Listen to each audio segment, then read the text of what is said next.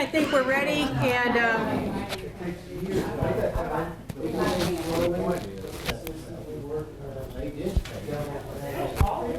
okay, this is on. All right. Thank you.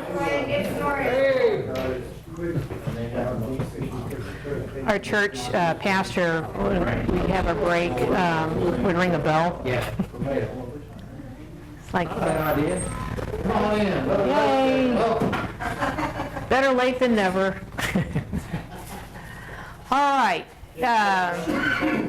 We're about ready. Oh, well, we got the camera guy. He's coming. Aaron, right? Larry. Nice to see you again. There's donuts and coffee up there. Yes, can you practice?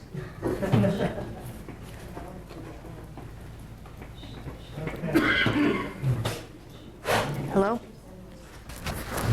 Hello?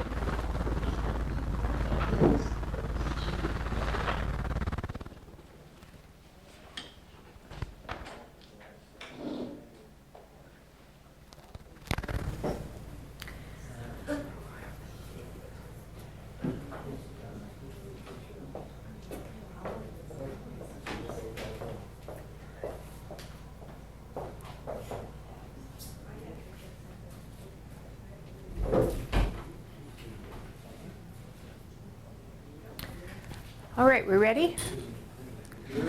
All right, thank you, Ben. We're back. Now this is the final section for advanced. Now, if your eyes are glazing over, that's fine. And if you need to leave, that's fine too. And because we got started late because your presenter forgot her computer, I'm going to whiz through this, but I will stay after if you'd like to ask more in-depth questions so we can kind of get going. All right, we had a review and our break. All right, part 3, this is advanced, is to read a bill with understanding. And I know it's Darlene, right? No, Karen. Aaron from Illinois, and your mom were there in Illinois fighting smart meters, and they have a lot of experience in reading legislation in Illinois. Okay. And it's going to be the same thing here, same process. Okay. How to read a bill with with understanding. Remember, just to review, a bill can do one of 3 things. It can amend existing law, it can create new law, or it can repeal existing law. That's all it can do. All right, so you're going to be looking for one of those 3 things. This was House Bill 2130. This is an example of a mandatory piece of legislation. This was the HUB bill. HUB stands for Health Care for the Uninsured Board. Remember, authorities, boards, commissions, and trusts, so it was creating a board. And it was the first exchange bill. This is the one, remember in 2010, the US government passed the national government Obamacare, right? March 23rd, 2010, bad day. So we had Obamacare. The piece of legislation was up on the website. It's over 900 pages. The bill was longer, but the final law was 900 something pages long. I spent an entire Monday reading Obamacare, the Patient Protection and Affordable Care Act. I just call it the Unaffordable Care Act. It took me an entire Monday to read that federal piece of legislation, and at the end, I sat back and said, my kids will never own their own house. There were so many things in there that are just going to break the country, which is starting to do, to come to fruition. There was no way to afford what was in that bill. Because what happens at the federal level does impact what happens at the state level, because the feds can say this is what the intent is. The state then takes those ideas and either implements it or opposes it, or advances legislation that is part of it, okay? Now, we passed that, and at the federal level, so here comes, prior to this, because the Unaffordable Care Act was online before it became the final law. So we knew it ahead of time what it was looking for, and an exchange, the word exchange was in there 278 times. So I already knew to look for an exchange. The value in being all the other lobbying and legislative analysis that I had done before, that OK Safe and others had done before, was that I already knew a genesis of an idea on other areas, whether it was education and transportation. And I did other analyses. and became a speaker at different conferences, et cetera, but on a particular thing that had to do with data systems, data gathering, and information technology systems, and part of global supply chain, et cetera. But because of that, I already recognized certain commonalities between what this was. Just in general, what's happened in our country is that every institution that was whether it was education, healthcare, transportation, no matter what it was subject to this reinvention bug that hit us about 2 decades ago. We're reinventing business, we're reinventing government, we're reinventing education, and reinventing healthcare. Well, that reinvention means we're going to make things better. And one solution was to overlay an IT system on top of an existing infrastructure. Information technology systems and systems thinking were applied to every sector. And that was what would be called wrenching transformation would take place. So we have that, and out of that came the reinvention of government, and everything under Clinton was going to go online. We had the Paperwork Reduction Act. This is just some background information here that we're going to make government more efficient, transparent, and streamlined, right? It has done nothing like that, but it was a boon to all the IT, computer system companies, communication companies, et cetera. That infrastructure has grown, which, there's benefits to it, but every institution they've touched has gotten bigger, it hasn't gotten smaller. So because I read that bill, and it was like, healthcare was not our subject to begin with. I thought it was somebody else's subject, so I spent 5 months studying healthcare and began to recognize the same things that had happened in education, in healthcare, was this information technology system being applied to the healthcare industry. All right, and this has to do with insurance and amending Section 2, Chapter 128, Oklahoma State Law 2009. So in 2009, that title got amended in that session, 2009, legislative session. It's Title 36 of Oklahoma Statutes, Supplement 2010. Those are the books that it got published in.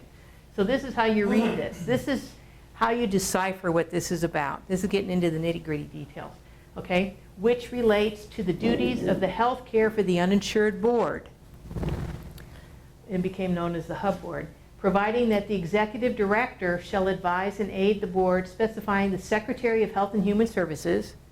As a secretary, is that an elected official or appointed? Appointed. Person, this appointed person, appointed by the governor, Secretary of Health and Human Services, shall be the executive director. So an appointed person will be the executive director of this new board. Providing for appointment of the board, so they get to appoint the board.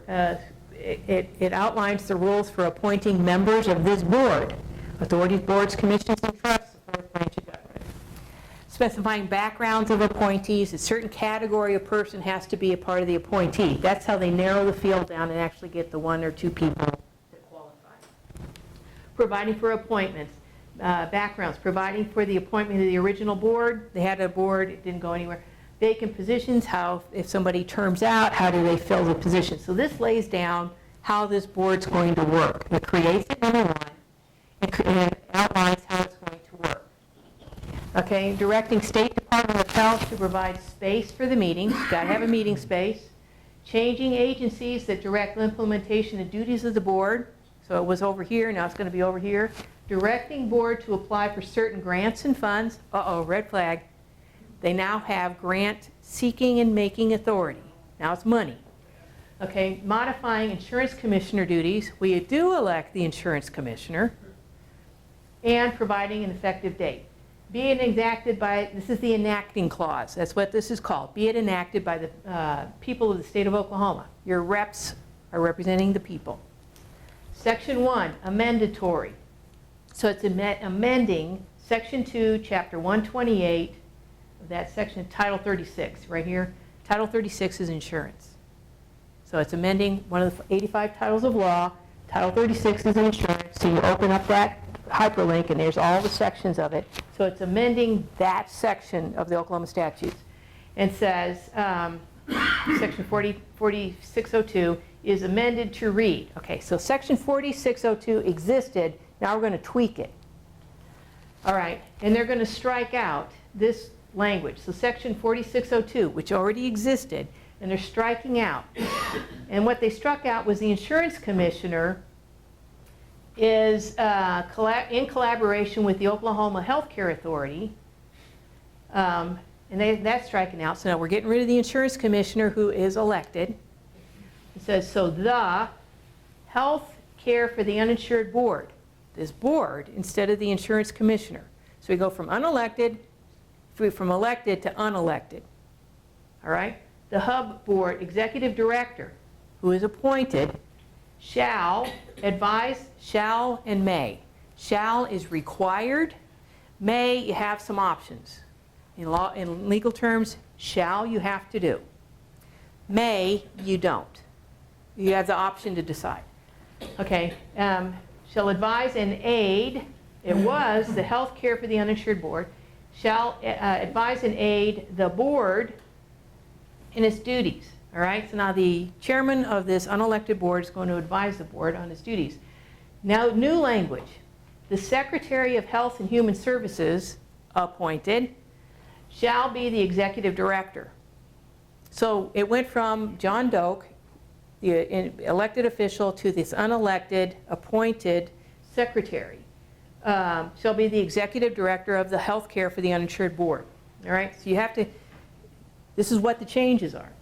Okay, the executive director, which was Terry Klein at the time, is hereby authorized to promulgate such reasonable rules as necessary. They have rulemaking authority. Okay, so they can go after funds, they have grant making and rulemaking authority. Okay, rules are necessary to implement the purposes of this act. The health care for the uninsured board. So it goes into what the purposes of the act was. Well, I won't go, I didn't put up the whole bill, but the purposes of that act was to secure federal grants in compliance with federal law, and it mentions the title of federal law, which was what Obamacare, the Unaffordable Care Act, had amended. So without mentioning Obamacare, which became Obamacare, without mentioning it, they referred to the federal title of law, and then they can secure those grant monies. So Was this a grant to set up the healthcare exchange? it was the grant to set up the healthcare exchange, the healthcare insurance exchange. So it gives a new authority to a new branch of government, doesn't it? It creates a board, gives them rulemaking authority, gives them ability to solicit grants from the federal government and disperse grants, right?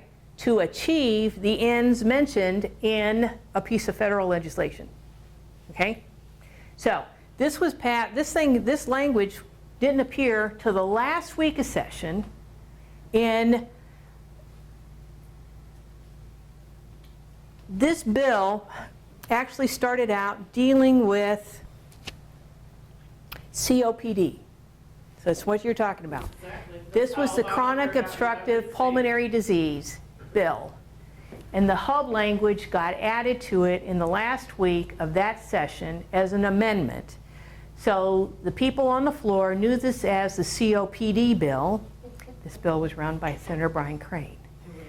It got added at the last week, and they voted on the COPD bill, and the hub language was in there. Okay? So it passed the House. It passed the Senate and the House because they were passing a COPD deal, chronic obstructive pulmonary disease, which tell me what government's got to do with that. Anyway, but it was the gateway. Now, this hub language existed from the beginning, and they just needed a place to go into because it was Title 36. Title 36 laws have to go into a Title 36 bill. Language has to go into a Title 36 bill. All right, so that's why I showed you all those steps in there, but that's what it is. Now, when we challenged that particular senator on that particular issue, he didn't realize what that was. It was presented to him as a mandatory language. Can we put, you have a Title 36 bill, can we put in your Title 36 bill? This is really important. 2010, everybody campaigned against Obamacare. We created a hub board. This was like the first exchange bill to create a component to create an organization that can take the grant money to implement the insurance exchange. 57 million. 54 million, you're the highest early innovator grant awarded. All right, so that's one example of an amendatory loss. You have strike-throughs, that's what they're taking out, you can still read it. And the underlined words are the new language. So where was it and where's it going?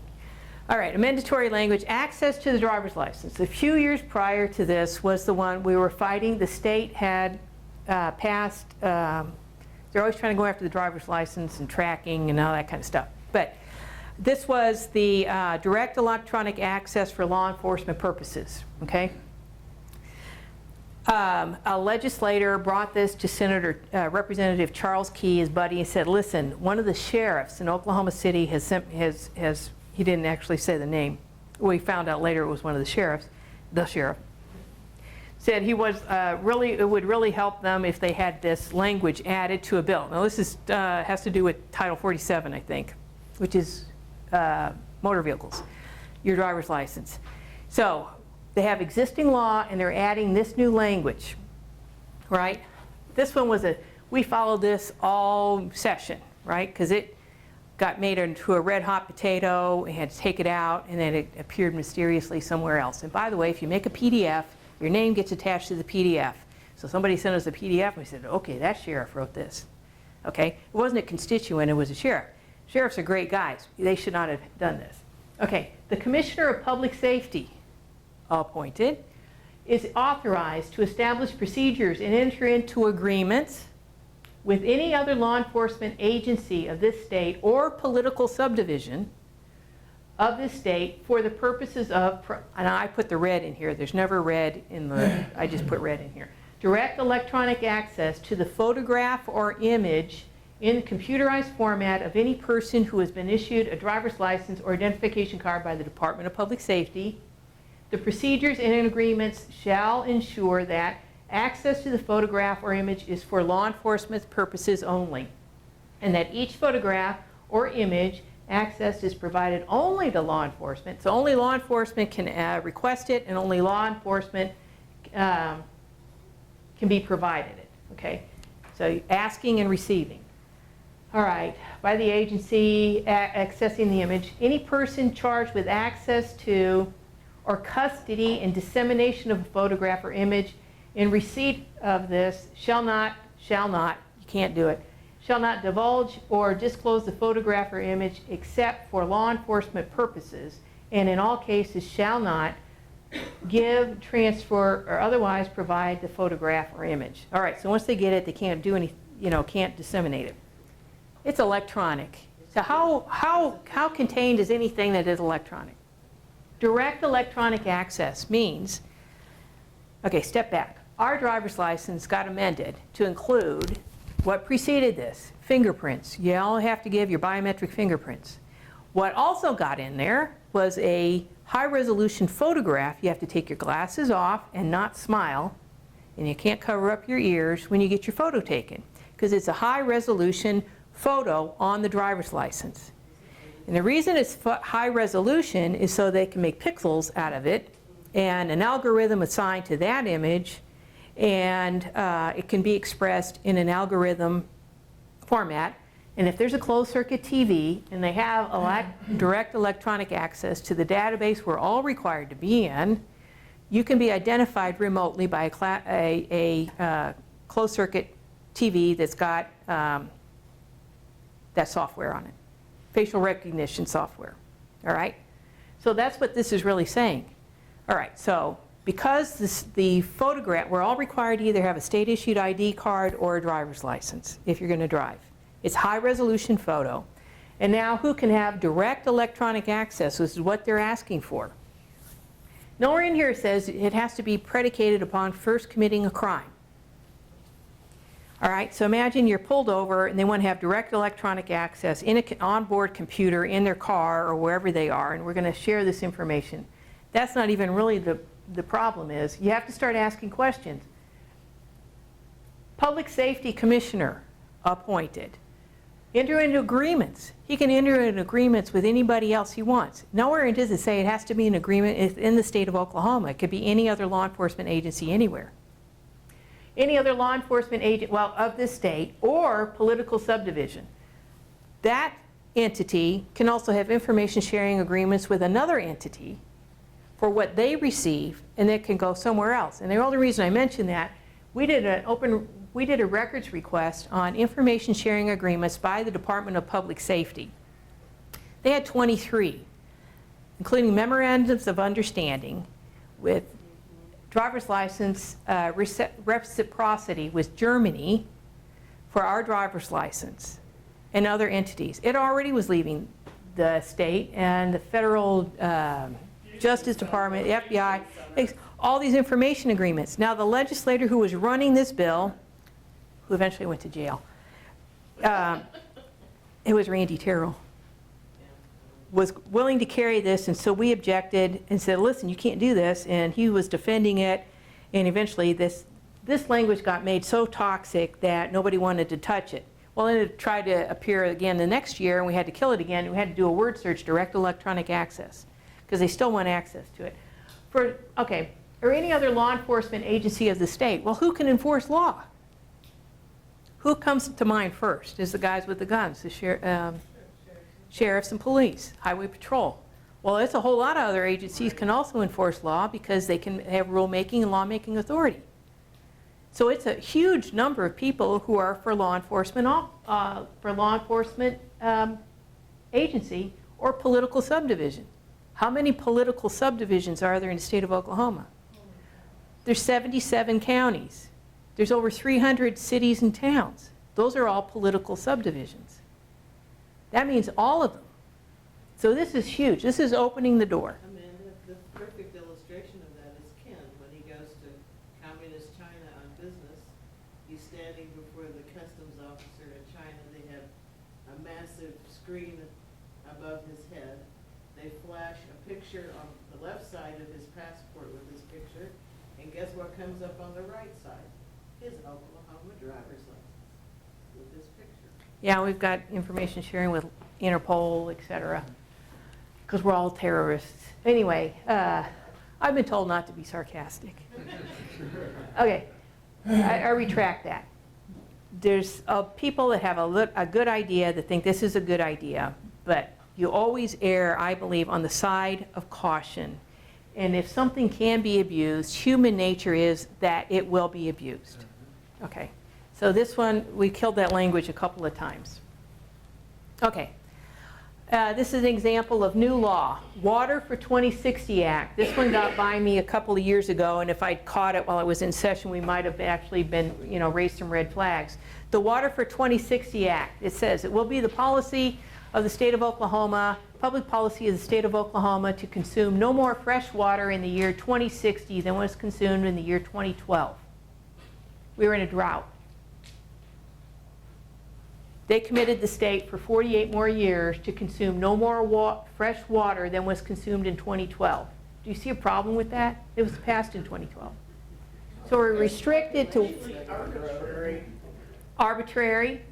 Exactly. All right, so it's new law, so you'd have to read everything on here. So this was, I didn't put the title up here because I wanted to get to this part. Here's the new law and where it's going to be codified. And this is what's called the rationale. This part right here. This is our justification, the reasons why we need the legislative intent, the rationale. This part right here. The legislature hereby declares that in order to protect Oklahoma citizens from increased water supply shortages and groundwater depletions by the year 2060 in most of the 82 watershed planning districts, basins. Now you got another Oklahoma Water Resources Board that's in charge of the water basins. In the state as described in the 2012 update of the Oklahoma Comprehensive Water Act. Just an aside here, the Oklahoma Water Resources Board produced this 2012 update of the Oklahoma Comprehensive Water. Whenever you hear the word comprehensive, it means everything. Water Act. In there, in their published material, they cited themselves as the source of the information. Other articles and reports and analyses that the Water Resources Board had published. It wasn't bipartisan. It was, they cited themselves. We did a radio show on this.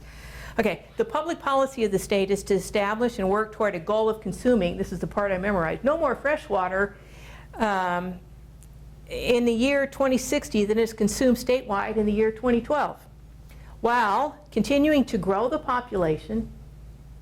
No more baths than we are now. Yes? Is this driven by the Texas lawsuit?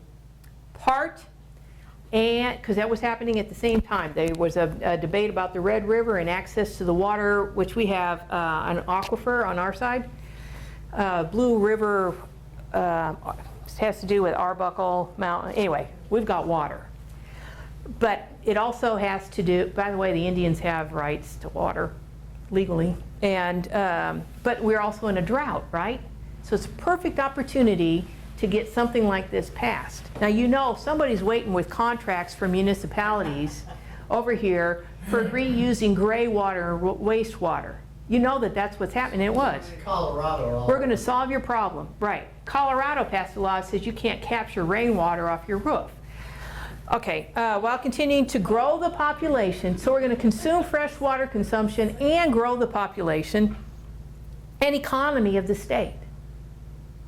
Okay, and to achieve this goal through utilizing existing water supplies more efficiently, so there comes the contracts for the efficient use or reuse of water, gray water, which means water you already used once, and expanding the use of alternatives such as wastewater, brackish water, and other non-potable, means you can't drink it, supplies.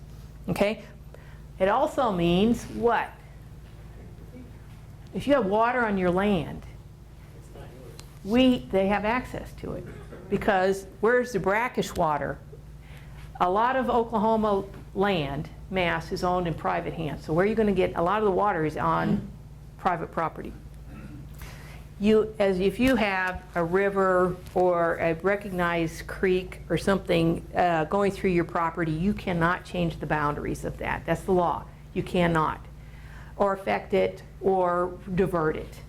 It'll change by itself because it's water. I mean, it'll erode the boundary. So, you know, but you cannot do something or stop it from going downhill to benefit somebody else. You can't access it. Shall be construed and amended. Anyway, so here's our justification. Here's our goal and objective. We're not going to consume any more fresh water in 2060 than we consumed in that drought year. Amending Title 82, which I think is water, and the Oklahoma Water Conservation Grant Program Act. Anyway, so it goes on, etc. And it has to do, and there were companion bills that had to do with wastewater management, brackish water, and gray water, which I never heard of until we were looking at that. That bill got passed. I think it's dangerous and a bad idea, but it did get passed in the drought year. All right. There's another board, right? There's a board that No, the Oklahoma Water Resources Board was put in charge. I mean, they existed and they were given more authority. And also we passed a state question, which we opposed, which gave the Water Resources Board the ability to go out and get grants, issue bonds up to $300 million. And that passed. So anyway, that was it. All right, now yeah. A board, as long as it owes money, can't be disbanded. Like the Turnpike Authority, as long as there's an outstanding debt on the Turnpike, you can't retire the Turnpike. Yeah, so the first thing to do is go into debt. All right, this is real quick, double speak, political double speak, and I'll get you out of here real quick. And this is in your handout so you can see it. I spent a lot of time researching stuff on a lot of different subjects, and I've networked with a lot of other researchers in this country. And out of that, all of that reading, and I always ask, what does a word mean, and go look it up and find out its origin, etc. So advanced, we think it means forward, progressive, or implies it's better. Advanced means refers to technology that was developed by or for the Department of Defense that's now been morphed into commercial application. Advanced signaling systems, anytime you see advanced, and it has to do with a policy, it has to do with technology that was originally most likely developed for the Department of Defense. Career means of it, you know, go out and make your own career. It actually means an entry-level job in a government-approved service industry. career tech, right? Career technology schools. A career, the state has decided what that is in partnership. Anyway, it goes back to school to work. Knowledge-based economy, that actually means something. And it comes back to that reinvention of every industry to be an IT-based. I'm not anti-technology, I love technology, but technology has no barriers. It has no jurisdiction. It has no boundaries. It has no constitution. So it's really hard to control. Okay, knowledge-based economy, really smart people or wise, knowledge, well-educated people and practices. What it means is an economy based on the acquisition and analysis of information utilizing technology data. Using technology as data-driven. Quality jobs, this is my favorite. Remember Title 68, Revenue and Taxation? It is a section of Title 68 called Quality Jobs. It specifically lists those industries that are considered a quality job in the state of Oklahoma. So when your elected officials say we're for quality jobs and more quality jobs, it's those categories of industries. Then there, most of whom are getting a tax credit. Okay, so that's what that means, is Title 68. All right, small business, et cetera. You can get to this. Small business, we think of somebody's owning a dry cleaners or air conditioning company, et cetera. Some of them, just a locally owned guy. Small businesses are real important to the whole economy. According to Dave Ramsey, 65% of the economy is by small business owners. We have to have that. If they go through the small business it's a channel to get a certain type of business to direct funds to a certain type of business. They'll put them in a hub zone or a tax increment financing zone. They'll have deferred property tax for 5 to 10 years. They'll have legal access to legal advice or a legal team. Usually the computer systems and the phone lines, et cetera, are provided to them. So the typical overhead that is associated with a real guy running a real business is all removed. Of course they're going to succeed. And they can direct funds to minority-owned businesses. Whoever the minority is, it's whoever they decided. Okay, it could be a veteran, it could be a woman, it could be whatever they decide is the minority. Located in an enterprise hub zone, given preferential treatment, it undermines free enterprise. How, as you as a regular business person, going to compete with somebody who's all this stuff given to them? Reduce the cost drivers of business. You think we're going to pull back on the fees and the zoning and all that kind of stuff. It applies to only select businesses. Create more jobs. Is it the government's job to create more jobs? No. Government gets out of the way if free enterprise system is allowed to work. The free enterprise system will work. It just needs the opportunity to do so. It means directing funds at the federal level. Those were called congressionally directed funds, aka earmarks, to specific businesses, those quality jobs. Smaller, smarter government. I haven't seen this yet. We thought it was defending or seizing unenumerated activities and agencies. We thought that's what it was, in my mind. It means more public-private partnerships, which do nothing except grow government. Increase technology and outsourcing of some functions. And government needs to be run more like a business. We've been saying that since Reagan was president. And I don't know about you, but a business exists to increase in size and increase profits. And they are accountable to stockholders. They don't have a constitution. They have a bottom line. And that's what they're... You have to produce a good or service. You have to produce a good or a service. When you start looking at that, what does that make us? A component, a commodity. So you have to understand, there's running like a business. There are some things that are supposed to be more efficient and watch the cost of things like don't build a pop museum if you know you're not going to be able to afford it. Somebody's going to be subsidizing that. We really can. If we really needed a pop museum, just let somebody build one. So that's it. I know we stayed late. Anybody have any questions? Everybody's tired.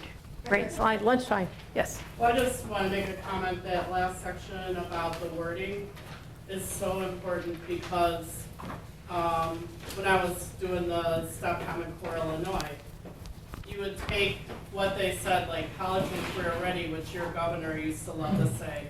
Yeah, Google that term with quotes under it and find the research paper from the Department of Education that comes up and Yes. open that. yeah, And in the beginning of that paper, it'll say, what is it? What is college and career ready? exactly. And it'll define it for you. It's like their own dictionary Yeah, that the politicians use. You're just sitting there watching the government and the politicians say, well, it's college and career ready. And you're like, that sounds great. college and career, You need to yeah, find the paper which defines what college and career ready means. In their minds, it's almost like a legal definition. And you read it, and it's 50 pages. well, of- they're also able then to say, we told you what we told you is college and career ready. It's your So- job to go find out what Right. that means. So next time, Obama or whoever gives a State of the Union, write down every catchphrase, look them up. There is a research paper somewhere that defines what it is. And even the word smart, that's a government term for something. Usually It's not technology. just cool, and it's on products, and people like smartphone, whatever. It means it's a spying device, it's a sharing device. Well, smart car, Right, smart that car. tinky little car. Means the government's driving your car. What smart means something. It means you're not controlling it, something else is. So, just for fun, next time you listen to a politician's speech, take one of their catchphrases that they keep emphasizing that sounds Yes. awesome. yeah. Find the research paper that tells you what it is. And it is tied to something, and that's why you can look up knowledge-based economy. That's Right. actually a thing, There's a paper, and Yeah. you want to say this is what it is. defining what it is. It's like,